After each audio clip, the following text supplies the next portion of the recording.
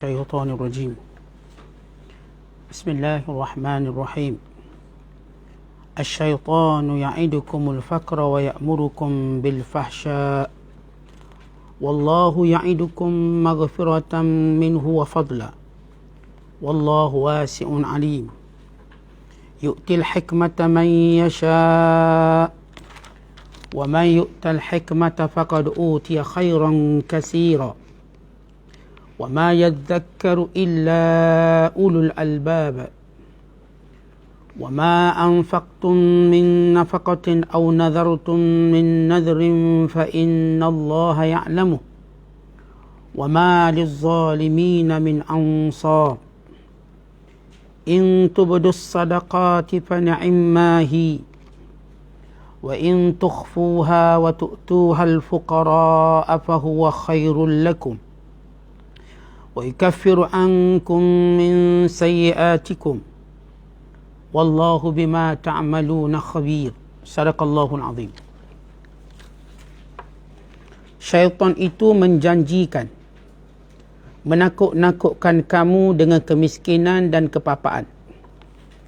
Jika kamu bersedekah atau menderma, dan ia menyuruh kamu melakukan perbuatan yang keji, bersifat bakhil kedekut, sedang Allah menjanjikan kamu dengan keampunan daripadanya serta kelebihan kurniaannya.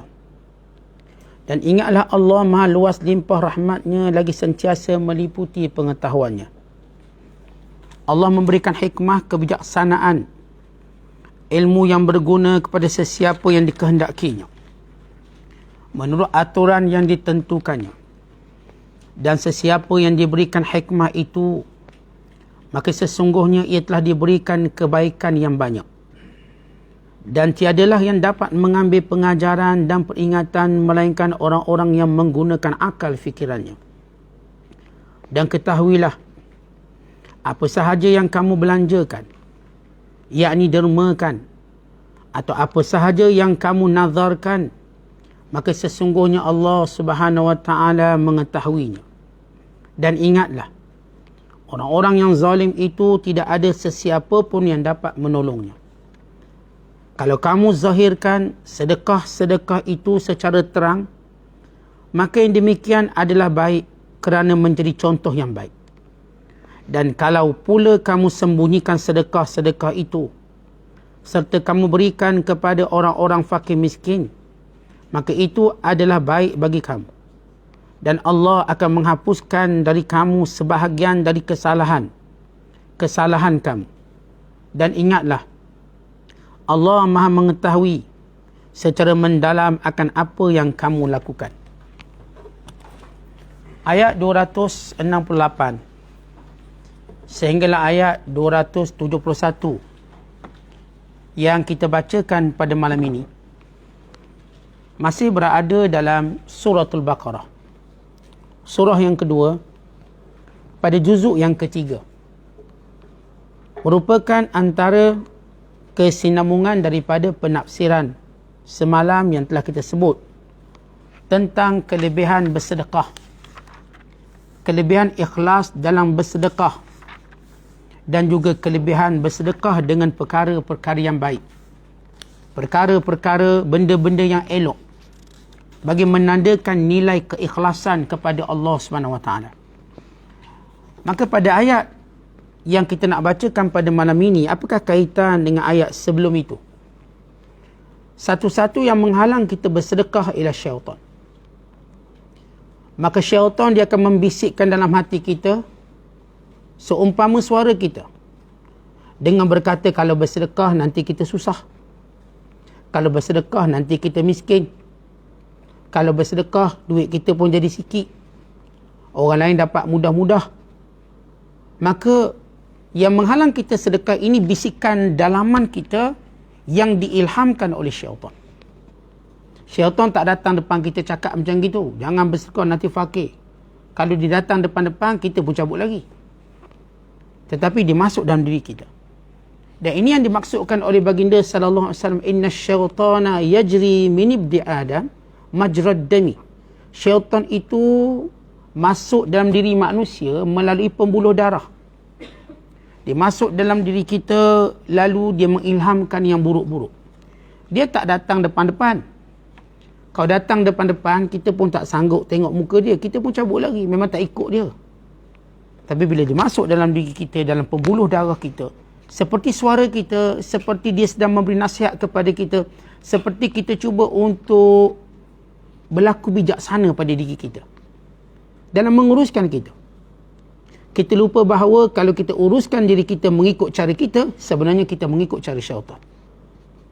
Kalau kita menguruskan hidup dan diri kita mengikut syariat, mengikut perintah Allah, maka sebenarnya kita menguruskannya untuk kebaikan kita. Maka Allah menyebut asy-syaitan adalah syaitan itu. Kenapa disebut asy-syaitan? Dengan perkataan makrifah, asy-syaitan. Itulah syaitan. Itu dia syaitan. Yang kamu mesti kenali, yang wajib kamu kenali, ia musuh lama kamu. Musuh semenjak pertama manusia diciptakan, Adam AS. Syaitan itu yang bersumpah di hadapan Allah. Fabi'izzatika la'ughwiyannahum ajma'in illa ibadaka minhumul mukhlasin. Demi kemuliaanmu ya Allah, akan kusesatkan seluruh hamba-Mu melainkan hamba-Mu yang ikhlas. Maka Allah menyebut kenapa peri pentingnya ikhlas. Kemudian Allah menyebut tanda ikhlas, kita beri yang terbaik. Kemudian Allah menyebut syaitan yang akan terus mengganggu kita. Walaupun kita ikhlas, namun ikhlas menjadi benteng. Saat yang ganggu Adam itu iblis. Ya, iblis itu ialah syaitan. Tapi tidak semua syaitan itu iblis. Kerana perkataan syaitan ialah apa sahaja yang menyesatkan kita. Dan apa sahaja yang menjauhkan kita dari Allah, maka disebut syaitan. Kadang-kadang manusia pun Allah namakan syaitan. Syayatinul insi wal jin. Syaitan-syaitan manusia dan jin. Yuhi ba'duhum ila ba'din zukhrufal qawli ghurura. Yang sentiasa saling bantu-membantu dengan perkataan-perkataan mereka untuk menghiasi, melakukan tipu daya. Maka iblis itu syaitan kerana keinginannya menyesatkan manusia. Tapi tidak semua syaitan itu iblis. Kerana iblis ini nama khas kepada ketuanya. Tetapi pelakuannya ialah pelakuan syaitan. Kerana menjauhkan kita dari Allah Subhanahu Wa Taala. Bila syaitan bersumpah bahawa dia akan duduk di setiap pintu-pintu kebaikan. La'aqudanna lahum siratakal mustaqim. Akan ku ganggu setiap jalan yang membawa kepada petunjuk. Dan kita tahu kesan kita bersedekah, dia boleh bawa pada petunjuk. Kerana Allah suka orang yang pemurah. Di antara akhlak yang paling Allah sukai yang ada pada manusia ialah sifatnya pemurah. Dek pemurahnya tadi Allah mengampuni dia, Allah beri hidayah pada dia. Baca kisah seorang pelacur yang pemurah kepada anjing beri minum. Baca kisah lelaki di kalangan Bani Israel yang memberi makan pada anjing. Sifat pemurah. Maka Allah mengampuninya. Maka punca seorang dapat hidayah kerana pemurah. Dan punca seorang mampu kekalkan hidayah kerana pemurah. Kalau kita nak hidayah ini kekal selama-lamanya, bukan kekal kepada keturunan kita, jadilah seorang yang pemurah. Maka gangguan syaitan ialah kepada sifat pemurah kita.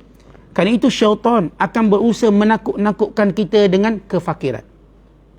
Bila kamu bersedekah, bila kamu belanjakan harta pada jalan Allah, syaitan berkata, inna akibata infaqikum an taftakiru. Akibat kamu bersedekah nanti kamu akan jadi papa kedana. Wa yuharriduhum wa yughrihim 'alal bukhli wal imsak ighra'al amiri lil ma'mur. Dia akan terus berusaha menggalakkan kita, menyesatkan kita supaya kita terus menjadi bakhil dan menyimpan harta kita. Sebab itu tuan-tuan, kita suka simpan harta walau dah buruk dalam stor. Nak sedekah? Nahi. Tak nak. Suruh sedekah? Tak. Simpan dalam stor je. Biarlah buruk merepuk kat situ. Siapa suruh? Syaitan. Bukan suami dia suruh, bukan bini dia suruh, bukan pak mentua dia suruh, bukan pak menakang dia suruh, tetapi syaitan. Menakut-nakutkan dia. Nanti dia kata, nanti kan nak guna kok. Sampai 20 tahun tak guna-guna. Ni isteri kata, bang sedekah ke orang ni bang, macam tak guna je. Tak apa, nanti abang nak guna kot. Kod tu bang saya dah dengar 20 tahun. Kod tu. Nanti nak guna kod. Sampai dah abang dah pencing dah. Masih tak lagi nak guna kod. Artinya sampai macam tu syaitan berjaya mengekang dia untuk menyimpang hartanya walau dia tak guna. Sebab itu Allah sebut, ya'idukum, menjanjikan pada kamu. Al-faqra, kefakiran. Maksud ya'idukum, menakut-nakutkan kamu dengan kefakiran. Wa ya'murukum, dan memang kerjanya menyuruh kamu bil fahsya, buat perkara-perkara keji. Perkataan fahsya di sini ialah meliputi kekejian yang paling utama dalam bab kedekut. Apa dia? Tak keluar zakat. Kedekut tu satu hal. Yang paling kedekut sekali yang tak keluar zakat, iaitu bapak kedekut. Kenapa?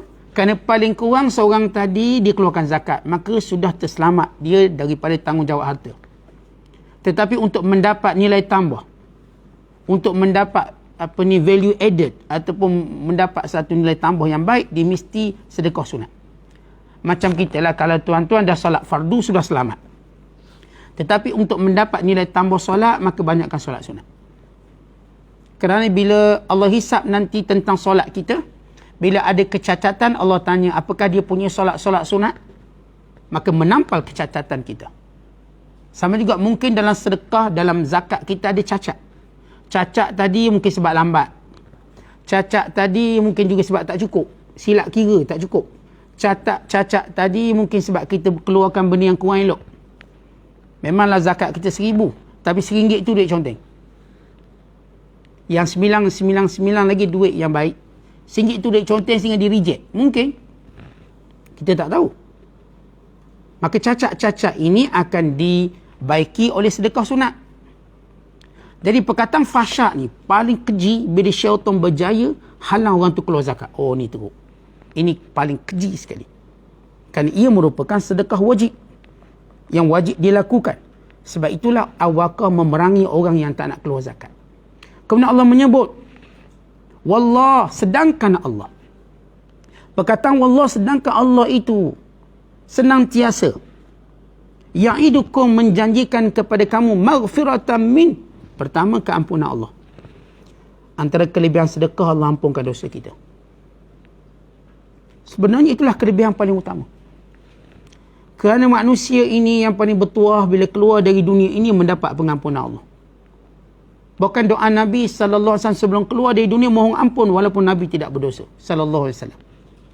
Bahkan kita nanti kalau jumpa Lailatul Qadar, doa minta ampun. Bahkan kita sebelum ini malam nisfun Sya'ban, malam di mana Allah beri pengampunan. Yaghfiru li kulli khalqin. Allah ampun semua hamba-hambanya. Illa li musyrikin aw musyahin. Melainkan orang yang sekutukan Allah dan orang yang berbalah.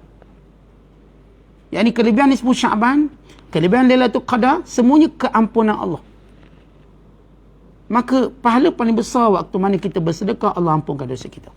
Sebab itu Allah sebut ini yang utama. Wallahu ya'idukum maghfiratan min, keampunan dari Allah. Kemudian Allah sebut wa fadlan, dan juga curahan lebihan rezeki. Kurniaan yang pelbagai. Kata ulama, maksud fadlan rizqan wa khalafa min. Allah bagi rezeki, Allah ganti yang telah kita habiskan untuk bersedekah pada jalan Allah. Berlaku perlawanan antara syaitan yang menyesatkan kita, menakut-nakutkan kita buat baik, dengan bisikan malaikat yang menyuruh kita buat baik.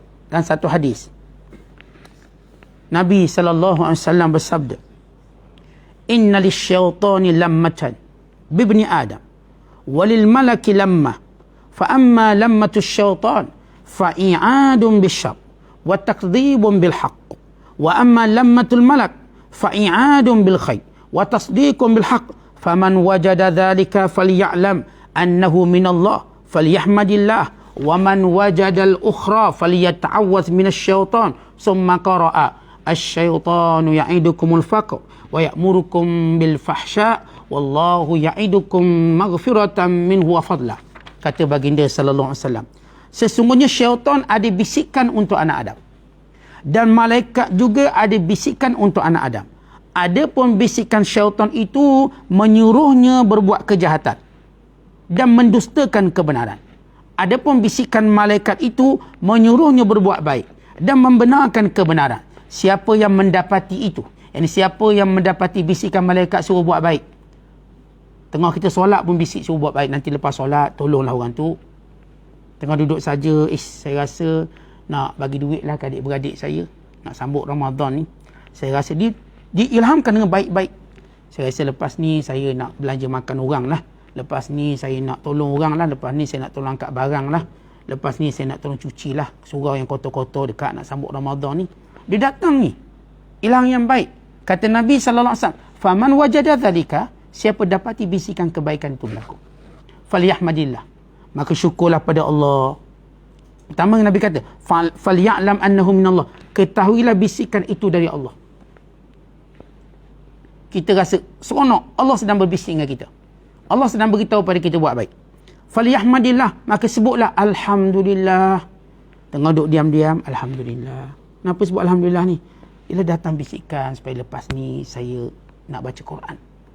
Ada bisikan suruh baca Quran, lepas ni dah lama tak baca Quran. Lepas ni ada satu bisikan untuk saya dengar kuliah lagi. Lepas tu bisikan yang berkata, saya malam ni tak nak marah-marah orang dah, saya nak jadi orang baik. Saya malam ni saya nak minta maaf pada orang saya buat salah. Maka ketahuilah dia dari Allah, kemudian pujilah Allah. Falyahmadillah. Dan siapa mendapati selain pada itu, duk bisik benda jahat, nak panjangkan pergaduhan, perbalahan, nak buat benda sia-sia, benda pembaziran. Lalu kata baginda sallallahu alaihi wasallam, kalau ada macam tu, falyata'awwas minasyaitan, sebutlah a'udzubillahi minasyaitanir rajim. Datang je bisikan jahat, a'udzubillahi minasyaitanir rajim.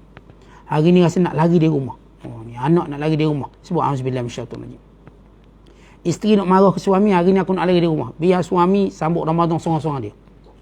Biar dia puasa sebulan tak buka-buka. Sebab bini tengah masak. Datang benda tak elok, a'udzubillahi minasyaitanir rajim. Oh, datang saja bisikan tak baik. Tuan-tuan, kita ni Allah beri kita akal. Akal secara basic. Akal ni basic akal. Ialah dia dapat membezakan baik dan buruk. Basic dia. Bila Allah Ta'ala kuatkan lagi dengan wahyu, dengan perintah Allah, dengan hikmah, maka dia jauh, nampak kebaikan lebih jauh pada akal biasa. Kerana itu selepas Allah menyebut hal-hal tersebut, maka Allah Ta'ala kata apa? Yu'til hikmah man yasha'. Allah beri hikmah pada siapa yang dikehendaki. Apa maksud hikmah? Hikmah ini kata ulama maksudnya ilmu yang bermanfaat, yang mendorong kepada amalan, yang memberi kesan kepada jiwa. Dan setengah ulama berkata ilmu tersebut ialah mengenali Al-Quran, memahami Al-Quran, ayat hukumnya, ayat mutasyabihnya, dan semua berkait dengan Al-Quran. Kata Mujahid, hikmah ialah fiqh dalam Quran, yakni faham Quran tadi, hukum hakam dan sebagainya. Kata lagi ulama, hikmah ialah al-isabatu fil qawli wal fa'li, benar dalam perkataan, benar dalam perbuatan. Maka orang ni telah diberikan hikmah. Berkata Ibn Zaid, hikmah itu ialah akal pada agama. Al-aqlu fid din. Akal saya dah sebut tadi, basic pengetahuan manusia. Allah beri pada semua.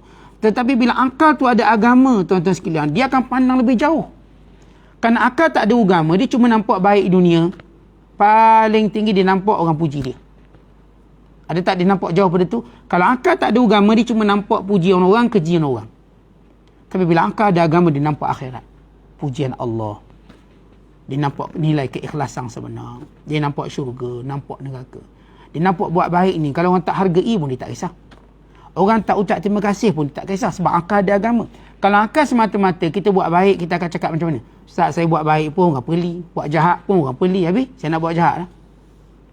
Saat saya buat baik, orang kata. Buat jahat, orang kata. Habis nak buat apa? Saya nak buat jahat. Pihak akal bila tak ada agama, dia mula kecewa dengan kejian manusia. Akal bila ada agama, dia tak kisah. Saya akan buat baik, walaupun saya seorang yang akan buat baik. Saya akan pegang pada kebenaran, walaupun saya seorang pegang kebenaran. Saya tak peduli orang cakap apa. Kekuatan akal yang ada agama. Sebab kita nampak redha Allah. Maka ini pandangan ulama tentang hikmah. Kata Malik bin Anas, maksud hikmah ialah berfikir tentang perintah Allah dan mengikutinya. Artinya tuan-tuan, kita sentiasa melihat hebatnya perintah Allah.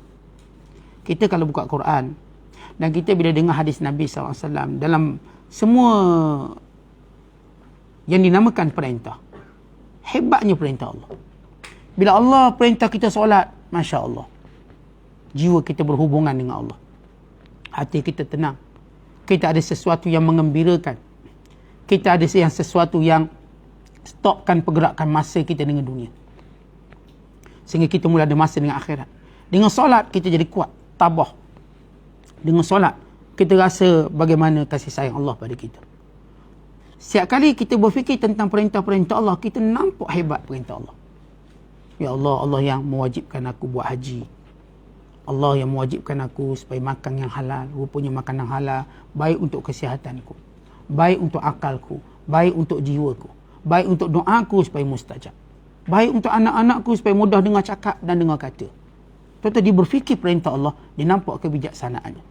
Dan wattiba'ulah, maka dia tak teragak-agak mengikutinya. Kata setengah ulama, maksud hikmah ialah taat pada Allah dan memahami agama dan beramal dengan agama. Tuan-tuan, ini semua makna hikmah. Walaupun hikmah tertinggi kata ulama ialah kenabian. Hikmah tertinggi ialah kenabian. Kerana kita tahu, tuan-tuan sekalian, para Nabi SAW, mereka lah manusia paling cerdik sekali. Sebab itu bila kita belajar sifat Nabi-Nabi, sidik, amanah, tabligh, fatanah. Bila sebut je fatanah, maknanya apa tuan-tuan? Bijaksana, cerdik. Dan siapa pun yang mengikut syariat dan mengikut wahyu, dia akan jadi cerdik. Apa tak cerdiknya? Dia tahu nanti dia mati dibangkitkan semula. Cerdik. Sedangkan mereka yang bodoh hanya mengetahui hidup kat dunia. Lepas habis-habis. Wa ma yuhlikuna illa dar. Kami cuma dihabisi oleh masa. Selepas masa berubah, maka kami tak ada. Kita tidak begitu. Kita tahu kita akan dibangkitkan. Kita akan diadili. Kesudahannya syurga. Ataupun sebaliknya. Maka ini orang bijaksana. Maka dia pun beramal untuk hari kematiannya. Sebagaimana kata Nabi SAW.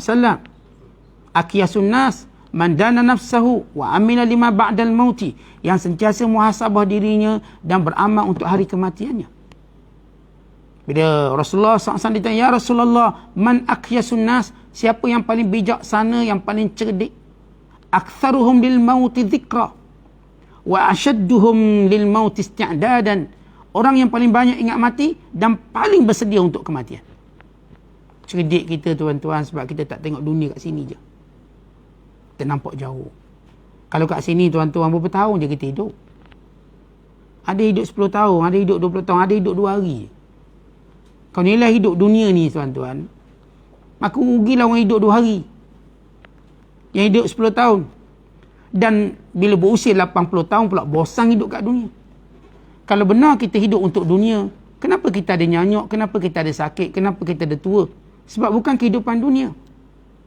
Kalaupun kita hidup dunia sampai umur 80 tahun, apakah kita dapat menikmati dunia? Dah tak dapat. Tak dapat lagi menikmati dodol kita. Kalau makan dodol yang tertelangnya gigi, bukan lagi dodol. Gigi dah tak ada.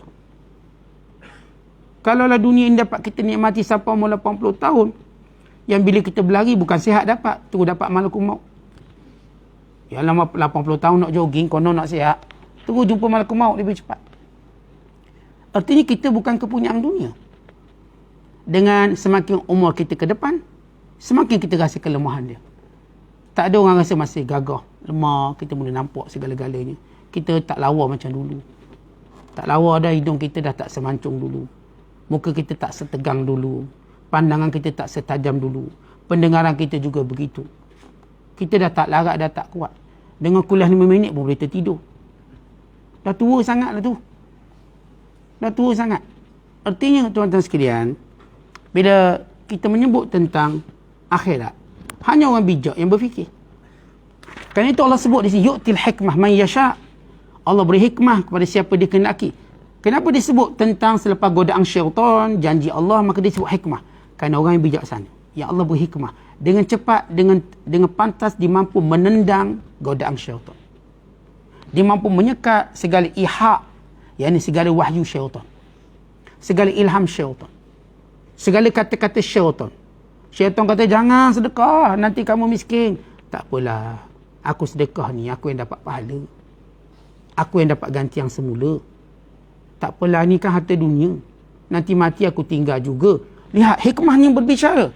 Setiap kali syaitan mengganggu dia, mewaswas dia, mengancam dia dengan kefakiran bila bersedekah, maka hikmahnya menjawab sebagai seorang peguam bela yang hebat. Kenapa nak kedekut? Umur aku berapa tahun? Kenapa nak kedekut? Nikmat ini semua Allah kasih pada aku. Kenapa nak kedekut sedangkan itu simpanan akhirat aku? Kenapa nak kedekut? Tak ada lagi aku jumpa orang bersedekah jadi fakir miskin. Kenapa nak kedekut? Ini zuriat keturunan aku. Ini waris-waris aku. Ini kaum kerabat aku. Kenapa nak kedekut? Ini ibu ayah aku. Ini sahabat-sahabatku yang aku harapkan doanya di akhirat kelak. Maka kenapa aku nak kedekut? Ini untuk tujuan madrasah-madrasah supaya anak-anak boleh hafal Quran. Kenapa aku nak kedekut? Ini untuk rumah Allah supaya syiarnya terus tertegak. Kenapa aku nak kedekut? Ini untuk dakwah supaya agama ni kuat dan aku mendapat sahamnya. Tuan-tuan, hikmah ni berbicara. Lalu menundukkan satu persatu hujah-hujahan syaitan. Sebab itu Allah memuji orang yang ada hikmah. Dan hikmah ini Allah beri. Jadi minta dengan Allah. Allah beri pada siapa dikehendaki. Dan siapa yang dapat hikmah ini, faqad utiya khairan katsira. Dia mendapat kebaikan yang banyak. Wa ma yadhakkaru illa ulul albab. Tak ada yang mampu berfikir tentang ini melainkan orang yang ada akal. Maksudnya Allah Ta'ala beritahu, kalau orang tu ada akal, dia dapat membandingkan antara kedekut dengan pemurah. Dan dia dapat merasakan betapa hebatnya bila dia ada hikmah. Dia mampu menangani was-was syaitan. Akhirnya tuan-tuan, berdiri kita sebagai orang bijak. Dan lihat, kalau kita bersedekah hari ini jadi pemurah, apa ruginya kita? Dan hari ini kalau kita kedekut, kita bakhil, kita pegang harta kita, apa untungnya kita? Gunakan hikmah untuk menjadi filter, untuk menjadi penapisnya. Tengok. Lalu dia berikan contoh-contoh orang yang pemurah. Lihat sepanjang zaman orang pemurah bagaimana kesudahannya. Lihat sepanjang zaman orang yang kedekut, bagaimana kesudahan. Dia benci. Hatta orang terdekat dengan dia benci. Anak dia pun benci. Ayah saya kedekut, Ustaz. Bini pun benci. Suami saya kedekut, Ustaz. Kedekut. Jangan kata orang jauh. Tapi lihat orang pemurah. Orang jauh pun sayang dia. Walau tak kenal dia. Walau tak dapat benda tu kat dia. Dia cuma dengar orang ni pemurah, tak dapat kat dia. Bagus dia ni. Dipujinya. Tuan-tuan, kemudian bila kita cerita tentang sedekah, maka Allah Ta'ala menyebut tentang beberapa hukum hakam sedekah. Allah berfirman, wa ma anfaqtum min nafaqatin, apa sahaja yang kamu nafkahkan daripada apa sahaja perbelanjaan, sama ada zakat atau sedekah, au nadhartum min nadhrin, ataupun sebarang keazaman kamu untuk iltizam dengan melakukan kebaikan, fa innallaha ya'lamu, Allah Ta'ala mengetahui ikhlas kamu atau tidak, nazar yang baik atau tidak, Allah Ta'ala tahu. Wa ma lizalimina min ansar, ingat, kalau kamu berlaku zalim dalam sedekah kamu, dalam nazar kamu, maka kamu tak akan dapat pertolongan Allah. Artinya kalau kamu sedekah tidak ikhlas, maka kamu tak akan dapat pertolongan Allah, even tak dapat gantian dari Allah. Kalau kamu nazar benda yang tak betul, maka Allah tak akan bantu kamu untuk melaksanakan nazar kamu.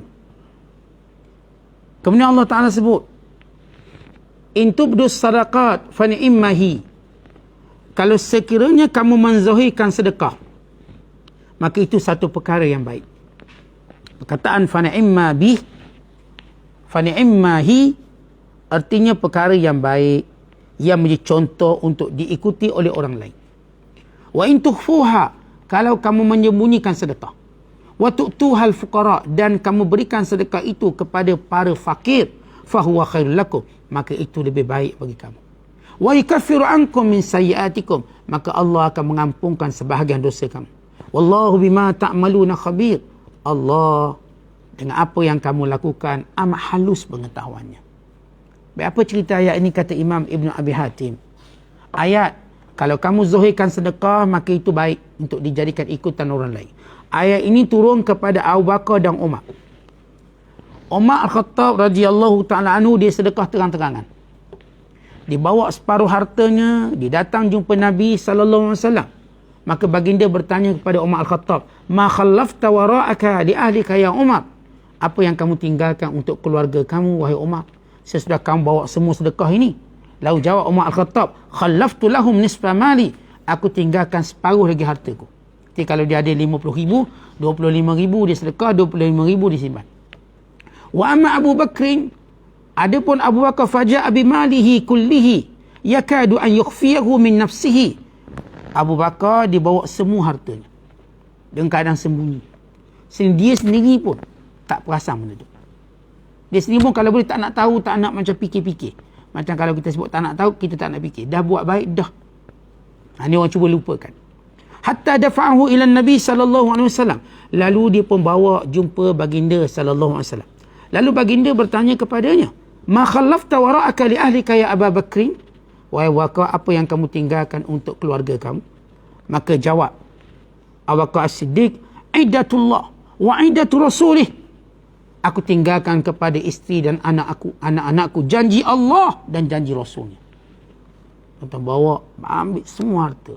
Tinggal apa? Janji Allah dan Rasul. Aku yakin apa pun yang aku belanjakan tak akan kurangkan hartaku. Apa pun yang aku belanja Allah Ta'ala akan ganti. Apa pun yang aku belanja Allah Ta'ala akan jaga aku. Sebab itu kata Abu Bakar Siddiq, aku tinggalkan kepada isteri dan anak-anakku janji Allah dan janji Rasulnya. Maka Umar Al-Khattab menangis. Umar Al-Khattab dia bawa separuh, dia rasa banyak dah. Abu Bakar bawa semua. Dan kita tak akan jumpa lagi sejarah ini yang sedekah semua hartanya. Kemudian meninggalkan janji Allah dan Rasul kepada keluarganya. Bukan sekadar Abu Bakar itu pemurah, keluarganya juga. Tak adalah keluarga nak bunyi-bunyi, bang, tinggallah sikit, tinggallah separuh. Tak ada. Redha sebagaimana suaminya. Sebab itu sebaik-baik isteri yang membantu suaminya untuk mentaati Allah. Sebaik-baik isteri yang senantiasa bersetuju dengan suaminya. Tapi kalau kita dapat isteri duk belawang, dah jadi macam parlimen dah. Ini payah sikit lah. Sampailah kita sama-sama bersetuju. Artinya isteri kena belajar bersetuju dengan suami. Belajar bersetuju. Khususnya benda-benda baik. Bersetuju. Sokong pula. Jangan bila suami nak baik, kita kang. Dia main kang. Suami pun terkangkang. Tak jadi. Suami baru ni, abang nak iktikaf bulan Ramadan. Bang. Ni main bang. Takkanlah nak iktikaf bang. Kan iktikaf boleh balik umur tak. Suami cakap, kan Rasulullah iktikaf ni. Abang nak ikut Rasul. Abang belum label Rasulullah. Jauh lagi bang. Tak apalah, abang datang solat, balik rumah. Balik-balik tak datang-datang. Ini jenis isteri tak membantu. Lalu kata Umar Al-Khattab, bi abi anta wa ummi ya Abu Bakrin, demi ibuku, demi ayahku wahai Abu Bakrin, wallahi mastabaqna ila babin khairin qat illa kunta sabiqan. Demi Allah, kami tak pernah berlomba dalam pintu kebaikan melainkan kamu wahai Bakar pasti depan sekali. Tuan-tuan, seronok hidup pada sahabat. Dia orang berlomba buat baik. Kita tuan-tuan berlomba buat benda tak baik. Kalau sos semayang berlomba duduk belakang. Berlomba datang awal dah duduk belakang. Sebab apa datang awal senang nak duduk belakang Ustaz. Macam tu. Pelik pula kita. Dah datang masjid ni pukul 12. 11.30 datang masjid. Comel dah tu. Tapi duduk belakang. Corner lock tu. Tepi. End lock duduk. Nyanda. Tanya kenapa tak duduk depan? Selesa sini. Kita tak berlomba buat baik. Kita berlomba ikut selera kita. Lomba kita tu untuk memenuhi selera kita, bukan untuk memenuhi agama kita. Bukan semua orang lah. Kadang-kadang keadaan kita begitu. Tak apalah, biar orang sedekah dulu. Saya last kali bagi. Last kali. Ruginya jadi orang last kali. Kan last kali tu hero. Kan dia sentiasa jadi savior, penyelamat belakang sekali. Okay, saya nak bagi last kali. Okay, derma berapa dah semua? 10,000. Saya tambah 1,000, 11,000. Dia nak last kali. Rugi orang jadi last ni. Patutnya kita jadi orang mula-mula. Kita duk tangguh-tangguh, kalau mati, habis kita. Sebab tu perangai nangguh-nangguh ni tak untung kita tuan-tuan. Tak untung. Lepas tu lekat perangai pula. Patutnya bila satu diwar-warkan kebaikan, kita orang pertama buat. Jangan jadi orang terakhir. Sehingga nanti kita mula selesa buat baik terakhir. Kemungkinan besar pintu kebaikan tu tertutup. Kemungkinan besar. Sebab tu biar kita dulu. Dah, yakin nak buat apa, nak buat ni. Ambil dulu. Yang ada tu beri dulu. Pernah seorang sahabat bila diminta kebaikan, maka diberi dulu. Dan ada seorang ulama ketika mana dia sedang mengambil wuduk. Datang seorang peminta sedekah. Terus dia kata kepada pembantunya, beri jubah aku waktu sedang dia mengambil wuduk. Tok Syekh, tunggulah habis wuduk dulu, balik rumah. Aku bimbang malakul maut lebih cepat daripada keinginanku buat baik. Bimbang nanti malakul maut datang ambil nyawa aku. Malakul maut dia tak ada tunggu ambil wuduk dulu. Dia tak ada tunggu baca doa wuduk, tak ada. Sampai masa dia ambil. Dia tak akan tunggu kita habis baca Fatihah dulu.